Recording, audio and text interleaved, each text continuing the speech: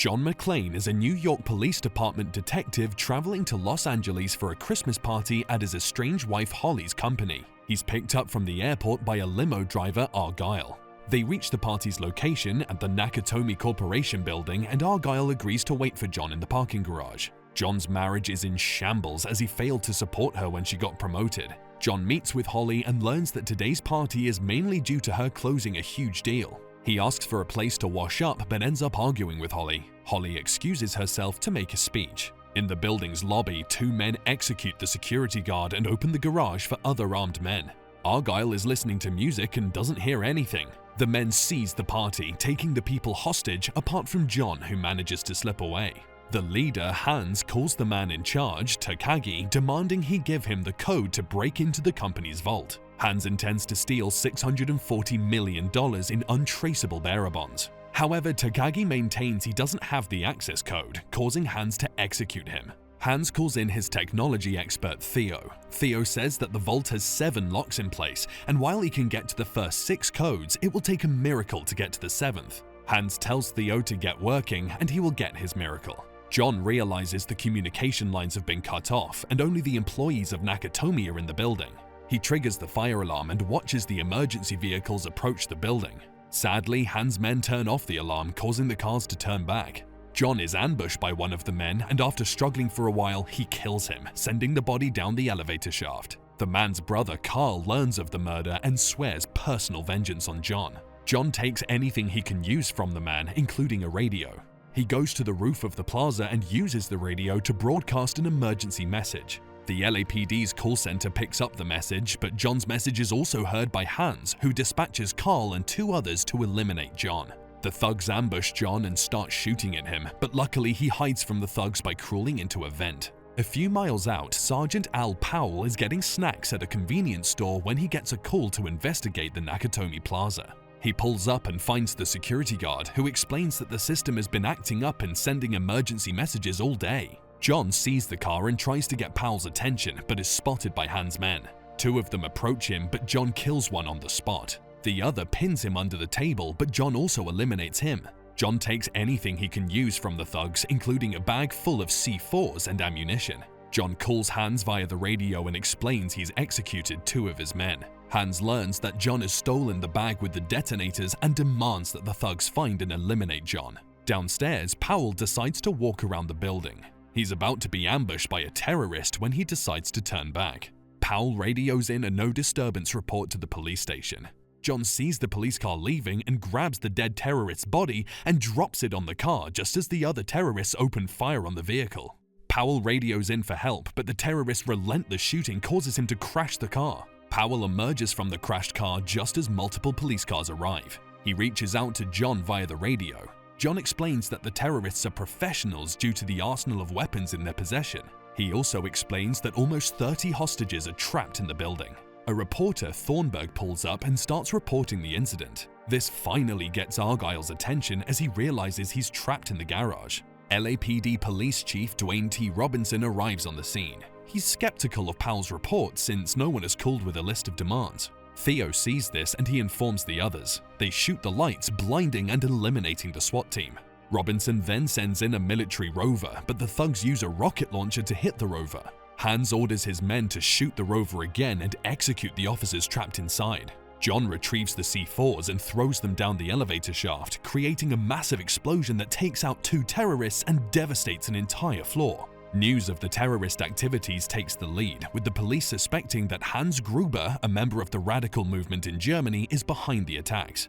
Meanwhile, Harry Ellis, Holly's co-worker, decides to negotiate a deal with Hans.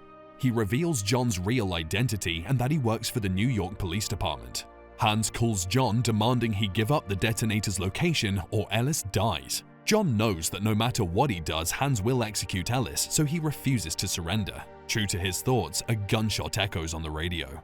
Hans yells at John to return the detonators or else he'll eliminate another person. He calls the police and gives the names of the insurgents he wants to be released. He also orders a plane to transport his team and the hostages to the airport. John hears the requests but doesn't believe them. Hans orders Carl and a few others to go after John while he checks the bombs. He suddenly comes across John. Hans disguises himself as a hostage, saying he's escaped and is looking for a way to send a signal to the police through the roof. John warns him that the roof isn't safe. John then gives him a weapon to defend himself. John turns around to leave, but Hans raises the weapon at John's head, demanding he surrender. Hans fires the weapon, but it's unloaded, meaning John has already picked up who Hans is. Before John can attack Hans, the other terrorists arrive and a firefight starts. Hans orders Carl to shoot the glass as he remembers that John is barefooted. Even though he's at great risk, John manages to escape with deep cuts on his feet. Hans finds his detonators and goes back upstairs. The dire situation causes the FBI to get to the scene and take charge. They are arrogant and believe they will get Hans and his men. At the same time, Theo unlocks the 6th lock. He informs Hans of this achievement and asks for the miracle Hans had promised. The FBI orders that the power to the building be cut out. Hans sees this and tells Theo that this is the miracle they've been waiting for. Cutting the power turns off the 7th lock's electromagnetic field and opens the vault. Hans then calls the FBI, who informs him that his comrades are being released and a helicopter will be ready at the roof in 5 minutes. Hans tells his men that they will blow up the roof when the helicopter arrives. The police will take a month to comb through the rubble, and it will be too late by the time they understand what went wrong. Meanwhile, John speaks to Powell, wondering why he has desk duty. Powell shares that he accidentally killed a kid and can never fire his weapon again for fear of repetition. At this time, only 5 of the 12 terrorists remain, courtesy of John. John calls Powell, asking him to deliver a message to Holly if he doesn't make it. He apologizes for being an unsupportive husband and confesses he'll do anything to fix his marriage. Meanwhile, Thornburg learns of John's family. He broadcasts this on live TV, causing Hans to kidnap Molly as his insurance policy. John remembers seeing Hans by the electrical cords. John follows them and finds several C4s near the roof, deducing Hans's plan. He calls Powell, but before he can warn him, Carl apprehends him. Luckily, John defeats Carl but sustains a gunshot wound. He runs to the roof to get Holly, but he doesn't find her. John tells the people to exit the roof, but the hostages see the helicopters and wave frantically, thinking they're being rescued. John fires at the crowd, but the FBI agents in the helicopter assume he's a terrorist and start shooting at him. This prompts the hostages to run back into the building while John propels himself off using a fire hose just as Hans detonates the bombs. The resulting explosion takes down the helicopters and damages the building, causing it to start collapsing. John starts looking for Holly while Hans and his men grab the bombs in a hurry to escape. Argyle sees Theo in the parking garage retrieving the getaway truck. He hits the truck with his limo and then knocks him unconscious. John catches up with Hans and kills one of the men, leaving Hans and another man. Hans holds Holly hostage, so John surrenders his weapon but removes the one he has concealed on his back and shoots at the two. Hans falls through the window but latches onto Holly's hand, intending to take her down. John intervenes and releases Hans' hand from Holly, watching Hans die. The hostages are rescued and John meets Powell. Suddenly, Carl appears with a machine gun. Everyone takes cover save for Powell, who removes his weapon and executes Carl, ending his fear of holding a weapon. Thornburg approaches Holly for an interview, but she punches him. The film ends as Holly and John drive off in Argyle's dented limo. 2 years after the Nakatomi incident, John McClane is a lieutenant in the LAPD. On Christmas Eve, he's at the Dulles International Airport waiting to pick up Holly. He calls Holly and learns that her plane will land in 30 minutes. John decides to wait for her in the airport's lounge. At the same time, a plane carrying corrupt foreign military leader General Esperanza is en route. Several men led by Colonel Stewart enter the airport and depart on various missions. John sees 2 of these men acting suspiciously. He tries talking to the airport police officers but comes across the cop who had impounded his car earlier, so he stays quiet. John follows one of the men into a restricted baggage sorting area. He asks a worker to call the police while he ventures inside. He calls out to the men and a firefight starts. John manages to eliminate one of the men, but the other runs away. On the plane, Holly interacts with a passenger who carries a taser for self-defense. She also sees unpopular news journalist Thornburg being hassled by the flight attendants. Thornburg wants to be transferred to another cabin as he's filed a restraining order against Holly after she punched him and humiliated him on live TV in the Nakatomi case. John exits the baggage area and finds the press waiting to hear about the gunfight. John is angry as he wonders why the police aren't sealing off the site, which is a crime scene. He's taken to the airport police chief Lorenzo. Lorenzo has heard of John due to the Nakatomi case, however he refuses to shut down a significant part of the airport during Christmas week and claims that John should leave the airport if he has a problem. John catches up with the coroners and takes the dead guy's fingerprints. He faxes them to Al Powell, hoping to get a match. Powell reveals that the prints belong to an American soldier reported dead 2 years ago in a helicopter accident. John seeks out the air traffic control director, Ed Trudeau, and warns him of impending danger. Suddenly, the runway lighting powers off and the airplanes about to land start calling in, wondering what's happening. A call comes through and Stewart explains he's seized control of the airport's communication and lighting system. He gives Trudeau 2 minutes to communicate with the coming airplanes, rerouting those that can while advising the others to hold in the air. Stewart informs Trudeau to let Esperanza's plane touch down at the runway of his designation and stay unbothered. He also wants a cargo plane at his disposal. Stewart warns Trudeau that any attempts to disobey his commands will be met with severe consequences. John gets into an argument with Carmine, blaming him for ignoring everything he's told him. Carmine calls police officers to escort John out of the control tower alongside news reporter Samantha Coleman. On the way down, John stops the elevator, intending to leave out of the escape hatch. Coleman asks John for a comment, but he's rude. She reveals that he had gotten the same comment from disgraced Colonel Stewart, making John remember him from earlier in the day. Chief Airport Engineer Barnes decides to use an unfinished antenna array to communicate with the planes. Eager to help, Carmine sends in a SWAT team to accompany Barnes.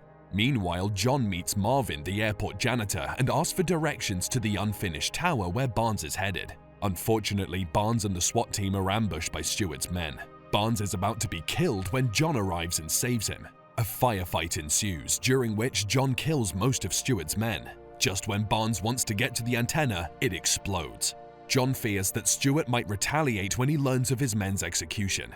He gets a radio from one of the dead guys, but it has a code that scrambles the channel, making it hard to hear what Stewart and his people are discussing.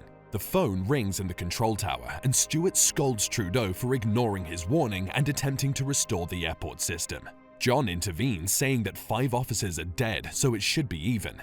However, Stewart contacts a plane from London that's low on fuel and clears it for landing, altering the altimeter to 200 feet. Everyone is horrified as they realize the plane will crash. John runs to the runway hoping to save the 230 passengers on board. He waves 2 torches at the plane, but it crashes and explodes. Stewart explains that more such incidences will occur if Trudeau and his people don't adhere to his rules. Trudeau informs John that Holly's plane will run out of fuel in 90 minutes. The group welcomes the AUS Special Forces team led by Major Grant. He had trained Stewart, and when John questions his intentions, Grant reveals he's there to arrest Stewart. Grant holds a meeting but excludes John as he's a civilian. 13 airplanes are hovering in the airfield, and Thornburg suspects something's wrong. He asks his technician to tap into the airplane's communication system. Esperanza's plane approaches the airport and Stewart gets his team prepared. At the same time, John finds Marvin with a radio which is still active. This helps him learn of Esperanza's arrival. He has executed his escorts and the pilots and is demanding to land immediately. Stewart clears a runway for him and John uses the tunnels to reach it first. He ambushes Esperanza, but Stewart and his men arrive and start firing at John. John shoots Esperanza on the shoulder and locks himself in the cabin. Stewart throws grenades into the plane hoping to eliminate John, but he ejects on the pilot seat at the last minute. Grant is furious at John for interfering and endangering many people's lives, seeing that Stewart might decide to retaliate. However, John remains steadfast in his actions as Barnes has found a way to contact the airplanes and warn them of the situation. Barnes reveals that Stewart and his people must be near the airport. The two find 12 locations with close proximity to the control tower. Eventually, they find Stewart's team regrouping in a church. John tackles one of Stewart's men while Barnes calls for backup. Grant and his men arm themselves with blue-taped magazines, similar to the ones Stewart's team uses. The team approaches the house and triggers an alarm. Stewart and his men exchange gunfire with the team before escaping on snowmobiles. John kills one of the men and steals his snowmobile to chase after Stewart. He comes head-to-head with one of the men and shoots him. However, Stewart's team bombards his snowmobile with bullets, causing it to explode. John jumps off at the last minute and retrieves his weapon, wondering why the bullets didn't harm the assailant. He is horrified to discover that the weapon is filled with blanks, showing that Grant is working with Stewart. Meanwhile, Thornburg calls his production team and broadcasts everything happening, causing panic at the airport. John employs Marvin's help to get to Carmine's office. He tries explaining what's happening, but Carmine wants to arrest him. John shoots at Carmine, revealing the bullets were blanks. He orders all the police officers to arm themselves and get to the hangar where Stewart's plane awaits. Holly hears the news broadcast and steals her neighbor's stun gun. She stuns Thornburg, ending the live transition. The chaos in the airport prevents the police from driving to the hangar. John spots Coleman and calls her for help. Grant's team get to the hangar and reunites with Stewart. He congratulates Esperanza for his escape, but the leader wants to wait until they have left the country. They all get onto the plane and celebrate success in their mission. John learns that Holly's plane will attempt a crash landing as it's about to run out of fuel. He gets on Coleman's crew's helicopter and asks the pilot to drop him on top. He uses his coat to jam the aileron, and Esperanza reports that the plane cannot take off. Grant volunteers to go after John and ensure he executes him properly this time. Grant and John have a bloody fight, which ends with John pushing Grant into the engine. Stewart goes after John next, but John opens the fuel tank before engaging in combat with Stewart. Stewart beats up John and kicks him off the plane, not realizing that John has opened the fuel tank, spilling fuel all over. He removes the coat, clearing the airplane for flight. As the plane starts ascending, John uses his lighter to ignite a fire on the fuel trail. The fire spreads quickly and catches up with the plane, making it explode and killing everyone on board. The burning fuel trail helps the pilots land Holly's plane successfully. John runs toward the plane and reunites with Holly while Trudeau and his people celebrate their victory. The film ends as Holly and John are wheeled off in Marvin's car.